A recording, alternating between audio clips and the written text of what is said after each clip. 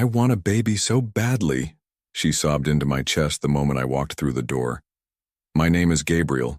I'm 32 years old, been a Marine for 10 years, and just finished 6 months in Iraq.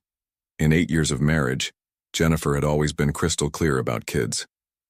Not happening, she'd say whenever the subject came up. I'm not ready for that kind of responsibility. But here she was, clinging to me like her life depended on it, begging for something she'd never wanted before. I held her close and let her cry. The house smelled different. Not bad, just different. New air freshener, maybe. The furniture had been rearranged. Small things, but I noticed them. You learn to notice details when your life depends on it. Of course, sweetheart, I whispered into her hair. But first let me show you something. She pulled back and looked at me with those green eyes I'd fallen in love with in college. They were puffy from crying, but there was something else there, something I couldn't quite place. Fear, maybe, or guilt. Show me what? She asked. Later, I said. Let me get cleaned up first.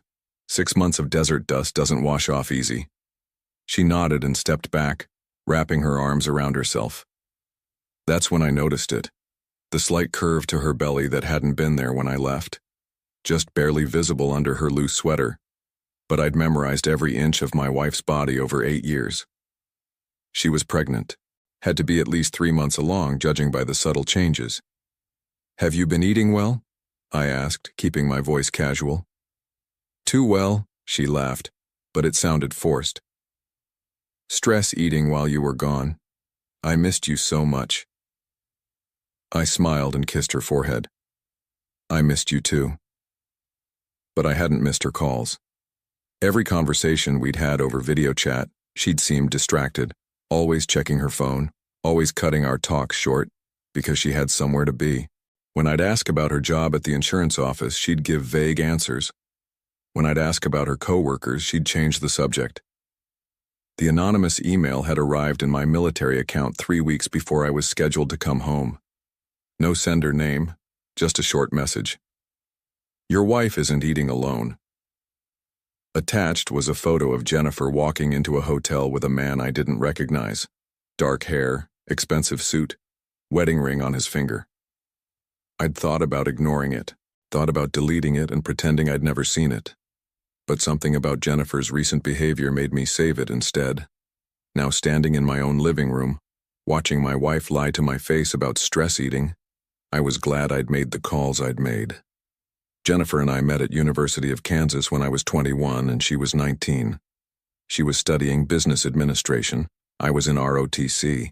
She used to joke that she was attracted to men in uniform, but only if they promised never to make her a military wife who moved around every 2 years. I promised, and I kept that promise. 10 years in the Marines, and we'd never left Kansas City, Missouri. She got her job at Caldwell Insurance straight out of college. Started as a clerk, worked her way up to claims adjuster. Good money, good benefits, and she loved the stability. I loved that she loved it. When I deployed to Afghanistan 3 years ago, she handled everything at home without complaint.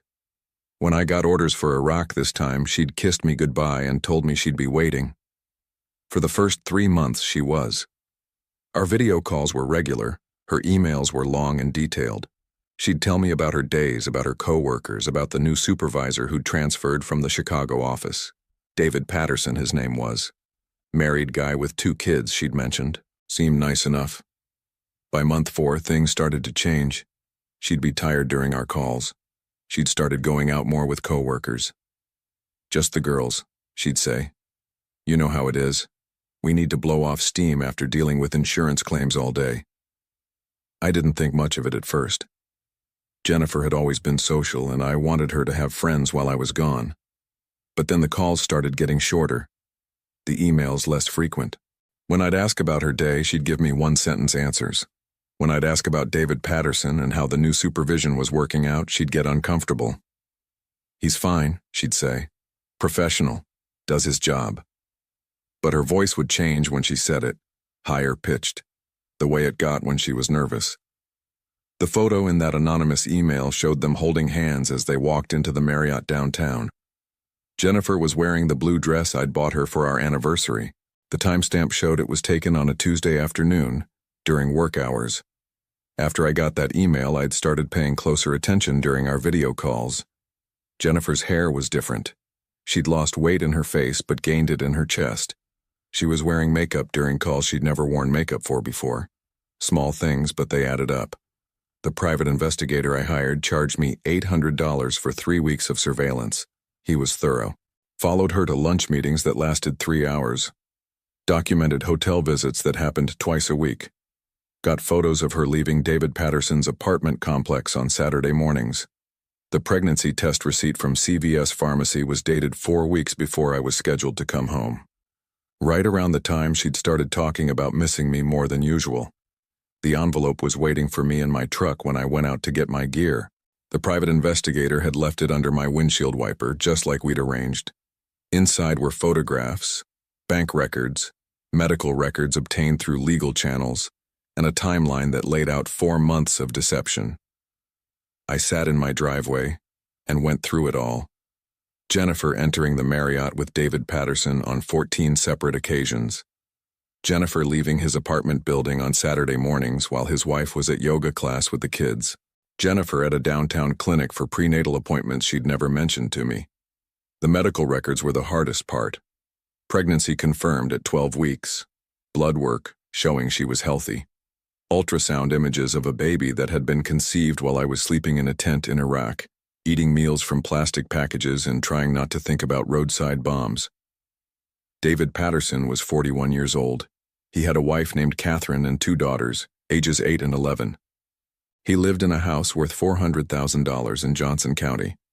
He drove a BMW and wore expensive suits and had never served a day in his life protecting anything more dangerous than insurance claims. I put the photos back in the envelope and looked at my house. Jennifer was probably inside right now planning how she was going to convince me that her pregnancy was a miracle timing, that somehow in the 2 weeks I'd been home on leave 6 months ago, we'd conceived a child she'd suddenly decided she wanted desperately. The thing that bothered me most wasn't even the cheating. It was how calculated it all was. She'd waited until I was deployed to start the affair. She'd waited until she was pregnant to end it. And now she was waiting for me to come home so she could trick me into raising another man's child. I'd spent 6 months in a combat zone, worrying about her, missing her, counting down the days until I could hold her again. While I was dodging rocket attacks and thinking about our future together, she was building a future with someone else. But Jennifer had made one mistake. She'd assumed I was the same trusting kid who'd married her 8 years ago. She'd assumed that 6 months in Iraq hadn't changed me. She'd assumed I wouldn't be smart enough to notice the holes in her story. I folded the envelope and put it in my jacket pocket. Then I went back inside to face my wife. She was in the kitchen making dinner. She'd changed clothes, put on something that showed off her figure. She was trying to seduce me into believing her lie. "How was your truck?" she asked without turning around. "Fine," I said, "just getting my things settled." She nodded and stirred whatever she was cooking. "Dinner will be ready in 20 minutes. I watched her for a moment, memorizing this scene. In 20 minutes, everything was going to change. "Jennifer," I said quietly. "Yes?" "We need to talk." Jennifer turned around slowly, the wooden spoon still in her hand. Her face had gone pale. "Talk about what?" she asked. I pulled out one of the kitchen chairs and sat down. "About your pregnancy." Her eyes widened. "How did you... I was going to tell you. I just found out myself." "When did you find out?" "Yesterday," she said quickly. "I took a test yesterday morning. I was going to surprise you with dinner and then tell you the news." I nodded like I believed her. "That's wonderful timing. How far along do you think you are?" "I don't know yet. Maybe a few weeks? From when you were home on leave?" "February," I said. "I was home for 2 weeks in February." "Right, February." She was gripping the spoon so tightly her knuckles were white. It must have happened then. I stood up and walked over to her. She flinched when I put my hands on her shoulders, but she didn't pull away. "Jennifer," I said gently, "I need you to be honest with me." "I am being honest. Are you sure? Because I've been thinking about the timeline and something doesn't add up. Her breathing got faster. What do you mean? Well, if you conceived in February, you'd be about 4.5 months along. But you look more like you're 3 months, maybe 3.5. I don't know what you're talking about. I just found out yesterday.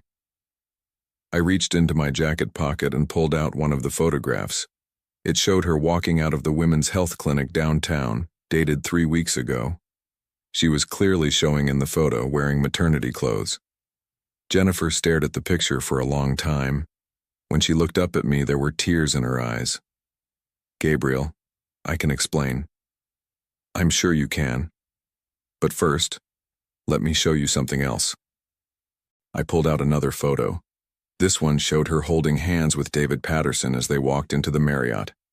Jennifer's mouth fell open. Where did you get these? Someone sent me an email while I was deployed, anonymous. Just a photo and a message that said my wife wasn't eating alone. Gabriel, please, it's not what you think. What is it then? She set the spoon down on the counter and wrapped her arms around herself. David and we became friends while you were gone. He was going through problems with his wife. I was lonely. We started having lunch together and it grew into something more. Something more. But it's over now. It's been over for weeks. When I found out I was pregnant, I ended it. I realized what I really wanted was a family with you. I pulled out the medical records. According to this, you're 14 weeks pregnant. That puts conception sometime in late May. I left for Iraq in April. Jennifer stared at the papers in my hands. Her face went from pale to gray. I hired a private investigator, I said. He's very thorough. Gabriel, please, I know how this looks, but how it looks is that you've been having an affair with your married supervisor for 4 months while I was serving my country. How it looks is that you got pregnant with his baby, and now you're trying to trick me into thinking it's mine. She started crying then, real tears, not the manipulative ones from earlier. I never meant for this to happen. But it did happen. And instead of being honest with me, you decided to lie. Because I love you. Because I want this to work. You love me, but you've been sleeping with another man for 4 months. It was a mistake, a terrible mistake, but the baby isn't mine. She flinched like I'd slapped her. You don't know that. I pulled out the timeline the investigator had prepared. Hotel receipts, apartment building security footage, credit card records showing meals for 2 at romantic restaurants. Actually, I do know that.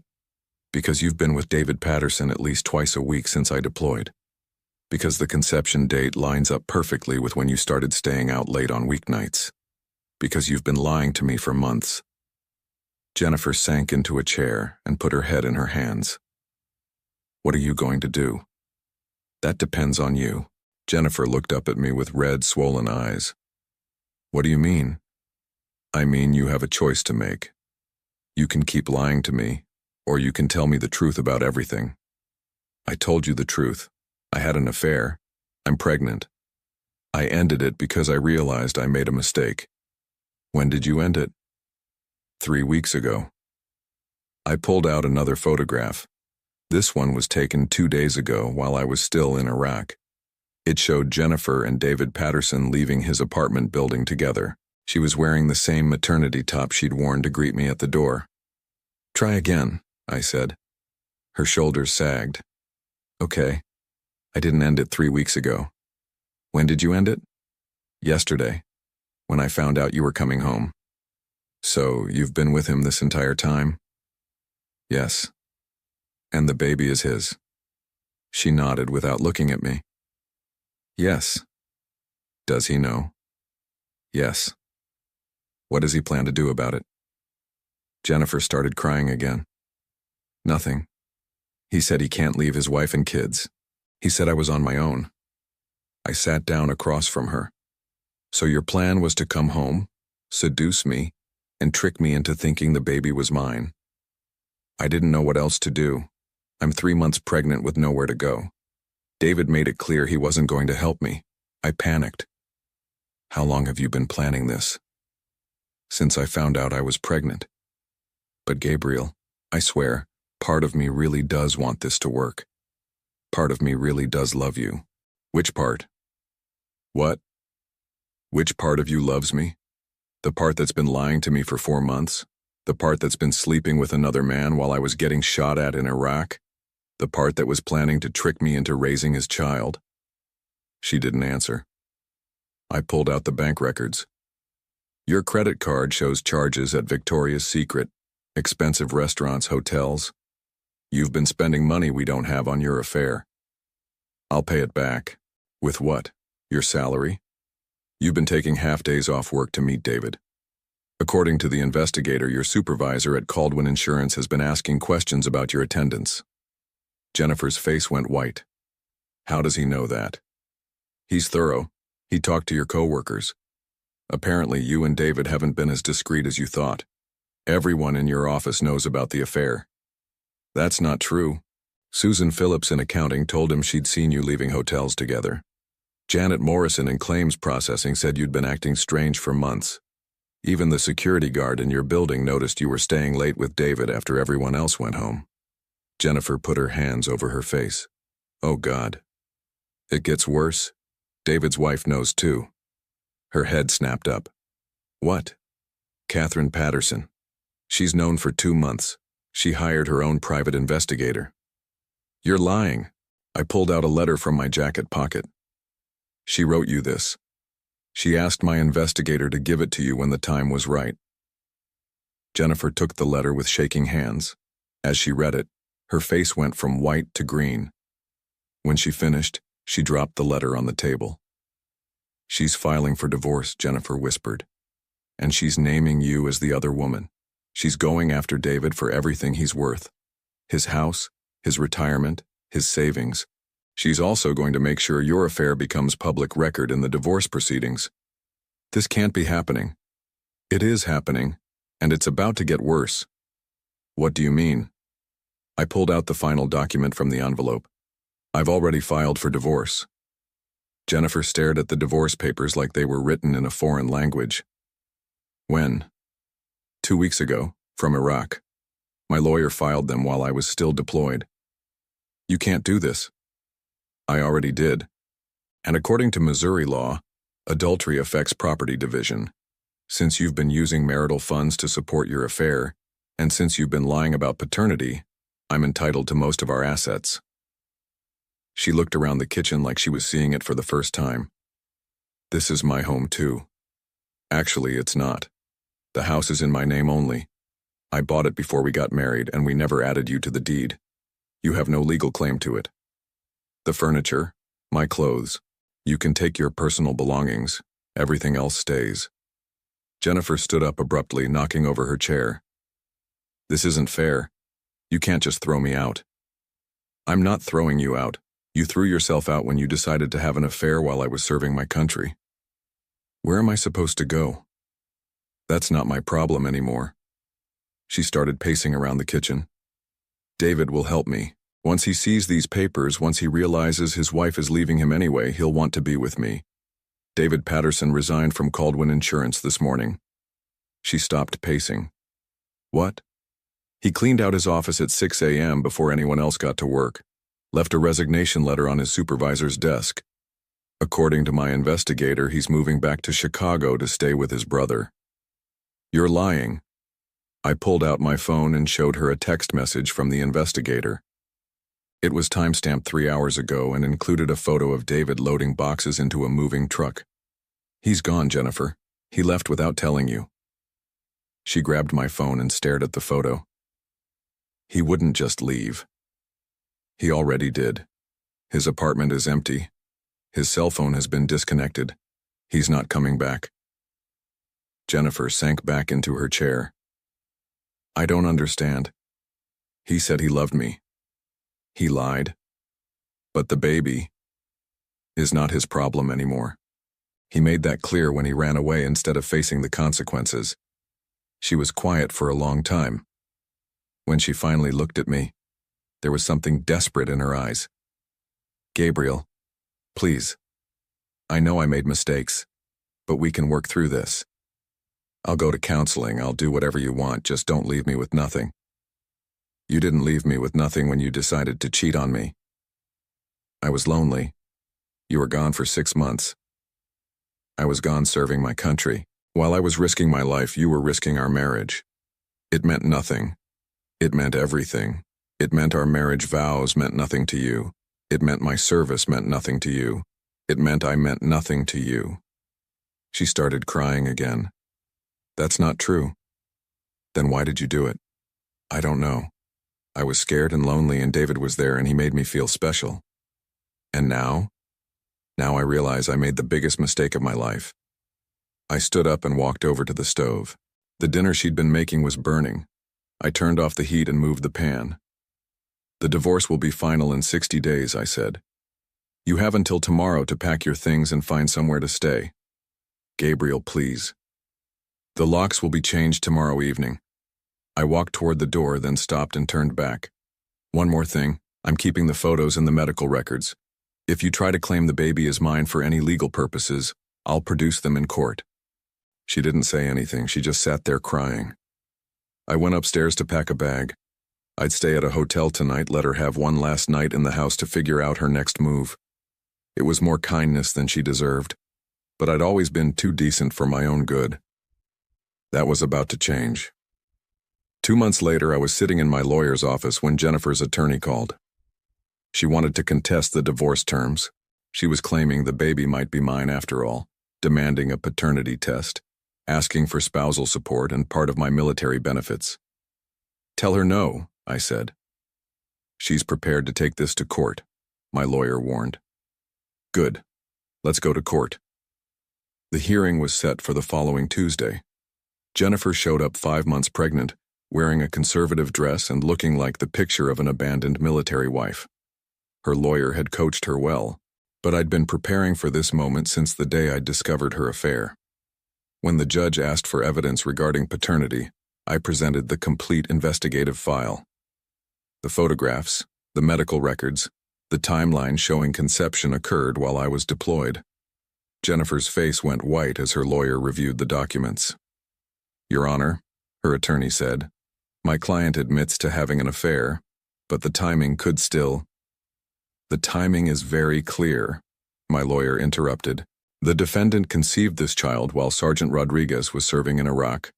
Furthermore, we have evidence that she attempted to deceive him about paternity upon his return. The judge reviewed the medical records. Mr. Rodriguez, you were deployed from April through October? Yes, Your Honor. And according to these medical records, conception occurred in late May? Yes, Your Honor. The judge looked at Jennifer. Miss Rodriguez, do you dispute these dates? Jennifer's lawyer whispered something to her. She shook her head. The court finds no biological relationship between Sergeant Rodriguez and the child in question, the judge announced. The divorce will be granted as filed with no spousal support or shared custody arrangements. Jennifer started crying. Her lawyer gathered his papers and stood up. Your Honor, he said, my client will need time to arrange alternative housing. The defendant has had 60 days to arrange alternative housing, the judge replied. This matter is closed. As we walked out of the courtroom, Jennifer grabbed my arm. Gabriel, please, I have nowhere to go. I gently removed her hand. You should have thought about that before you decided to throw away 8 years of marriage for a man who ran away the moment things got complicated. She stood there in the hallway, 5 months pregnant and completely alone. Part of me felt sorry for her, but mostly I felt relieved. 6 months after the divorce was finalized, I heard through mutual friends that Jennifer had moved back in with her parents in rural Nebraska. Her father was a farmer who'd never approved of her city life anyway. She was working at a small-town insurance office for half the salary she'd made in Kansas City, trying to save money for when the baby arrived. David Patterson's divorce had been even messier than ours. His wife had taken him for everything he was worth. He'd lost his house, his savings, and his right to see his daughters unsupervised. The last I heard, he was working at a small insurance agency in Chicago, living in a studio apartment and sending most of his paycheck to his ex-wife. Jennifer had tried to contact him after the baby was born, but he'd refused to acknowledge paternity or provide any support. She was raising the child alone in her childhood bedroom, in a town where everyone knew exactly why she'd come home. As for me, I'd used my military benefits to go back to school. I was studying criminal justice, thinking about a career in law enforcement when my service was up. I'd bought a smaller house outside Kansas City, something that was completely mine. I was dating a woman named Sophia who worked as a nurse at the VA hospital. She understood military life, understood sacrifice, understood loyalty. Sometimes I thought about those 8 years with Jennifer, the good times, the dreams we'd shared, the future we'd planned together. But mostly I was grateful that her betrayal had shown me who she really was before I'd wasted any more of my life with someone who saw my deployment as an opportunity instead of a sacrifice. I'd learned the difference between people who support those who serve and people who exploit their absence, and that lesson was worth more than the marriage I'd lost. In the months that followed, Jennifer faced the full consequences of her deception. She lost her well-paying job in Kansas City when word of her affair with a supervisor spread throughout the company, forcing her to return to her parents' farm in the middle of Nebraska, where job opportunities were scarce, and everyone knew her story. David Patterson abandoned her completely when his own marriage collapsed, leaving her to raise his child alone while he fled to Chicago to rebuild his shattered life. The small farming community where she grew up offered little sympathy for a woman who had betrayed a deployed Marine, making her both financially dependent on her aging parents and socially isolated in a place where military service was deeply respected and adultery was not easily forgiven. My military training had taught me patience and strategic thinking, skills that served me well in protecting myself from someone who had mistaken my absence for opportunity rather than sacrifice.